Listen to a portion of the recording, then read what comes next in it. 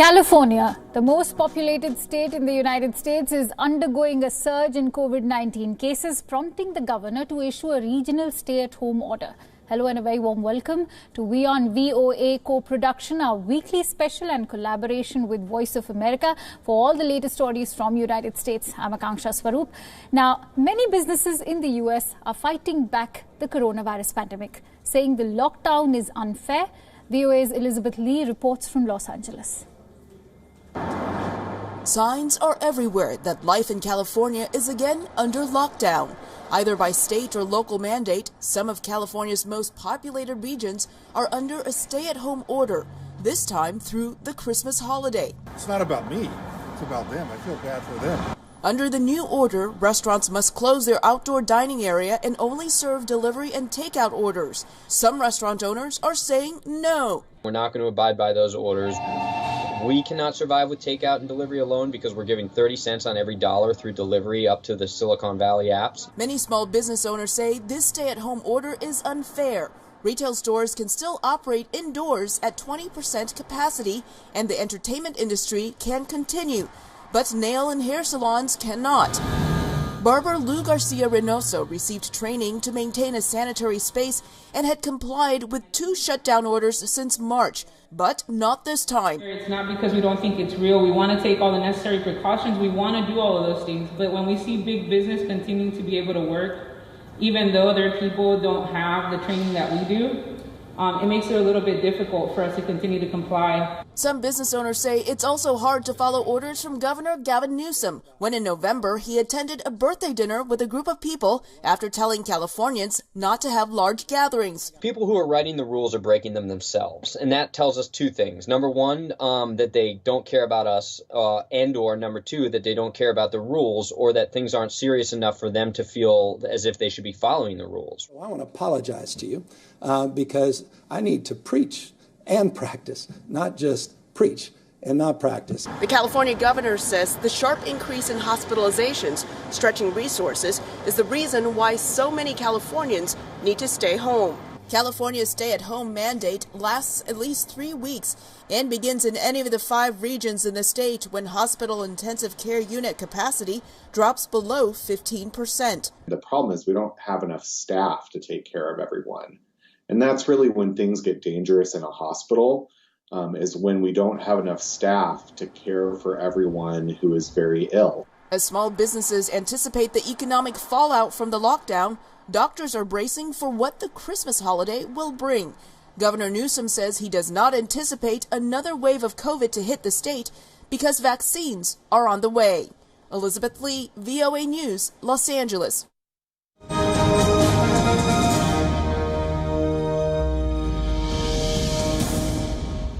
What's the COVID situation like on ground zero in the US? For that, let's quickly go across to Voice of America's Nova Poerwadi, who's joining us live from Washington, D.C. Hey, Nova, hope you're doing good. Good evening, Akanksha. Nova, the pandemic continues to wreak havoc in the US, but the country seems to be just on track to begin COVID vaccinations as early as next week. What's the status now as far as tackling the pandemic is concerned? Well, as you can see behind me, this is usually a busy restaurant area. It's still morning in Washington, D.C., but you can see that restaurants here, like in many parts of the country, have pretty much done all they can to maximize their business. You see the tree behind me, which has been dubbed the Kamala tree in honor of the incoming Vice President-elect. That is on the bike lane, what's normally the bike lane. And so a lot of restaurants in Washington, D.C. and also other cities are doing all they can to maximize their earnings. In Washington, D.C., outdoor dining is still permitted, while indoor dining is capped to a capacity of 25%. It used to be 50% before COVID numbers increased again. As we saw in the earlier report, in Los Angeles County, outdoor dining is even not allowed anymore. And this is also the case in Baltimore, Maryland, which is only an hour's drive from Washington, D.C. So clearly a concern among local officials and also health experts as it gets colder. I'm dressing very differently from how I usually report, because it's 4 degrees Celsius or so around here right now. So, this was expected. Cold weather, people staying indoors, more COVID cases. Now, as you mentioned, the good news is the Food and Drug Administration, the FDA, has cleared, at least its panel has cleared the use of the Pfizer vaccine, which means up to 2.9 million doses could be shipped across the U.S. within 24 hours. Around 175,000 doses are expected in New York this weekend alone, and that is the former epicenter of the pandemic.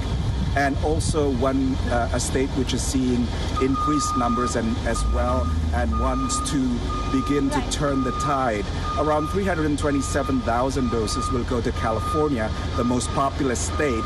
And if we look at the lockdowns in Los Angeles County has a population of 10 million people, more than the population of individual 41 states in the U.S. So that's why there's such concern over there and that's why the measures are so drastic there, Akansha.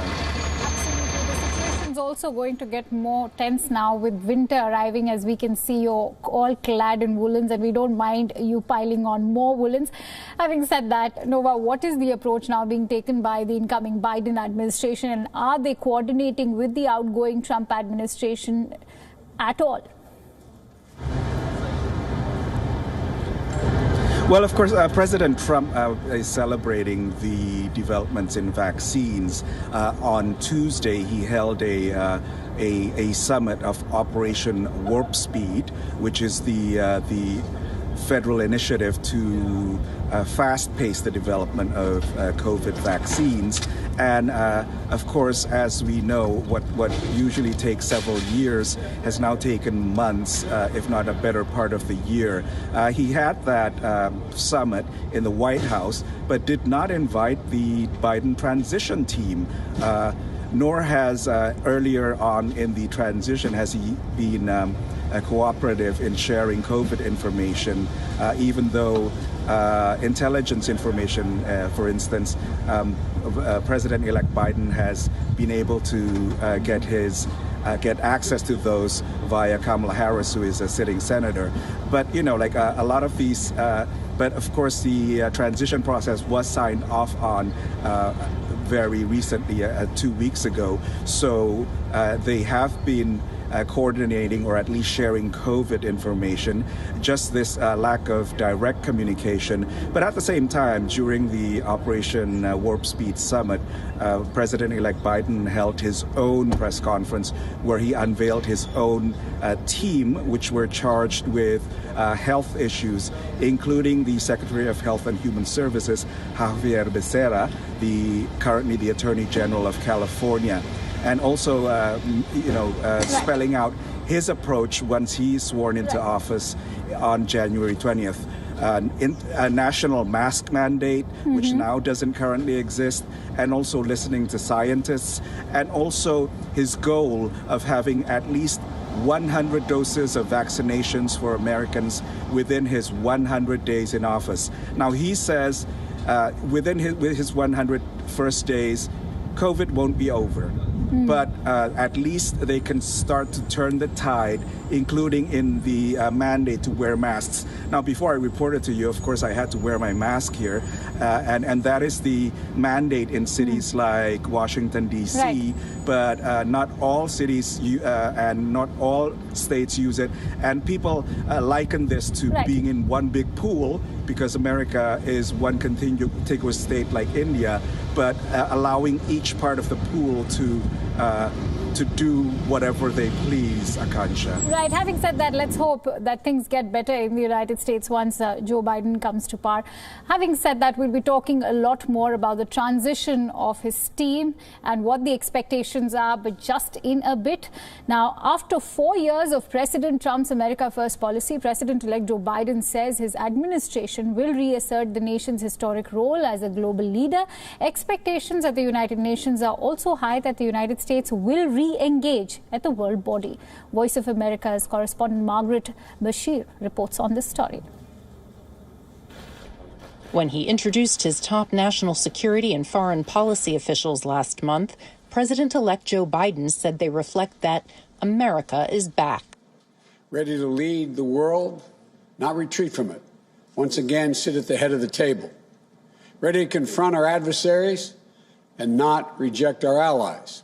Ready to stand up for our values. At the United Nations, the Trump administration has slashed hundreds of millions of dollars in funding to programs, including peacekeeping missions, Palestinian refugees, and for women's reproductive health.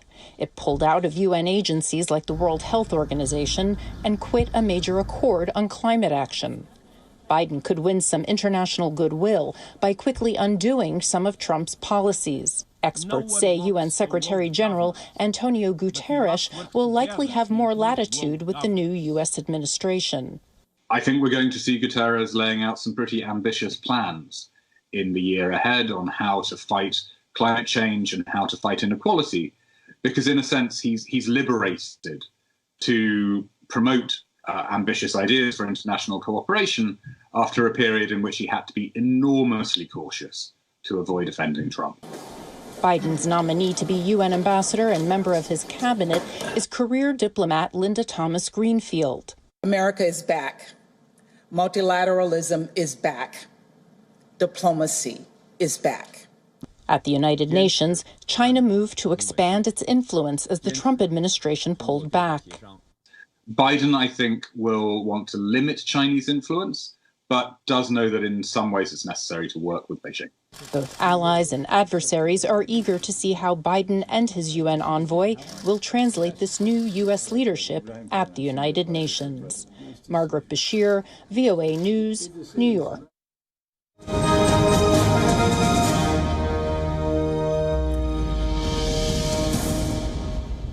Let's go back to Nova Poerwadi for more on Joe Biden's policies and what they will be like. Nova, America is back seems to be the foreign policy slogan for the incoming administration. What kind of new engagement can we see in the future Biden administration?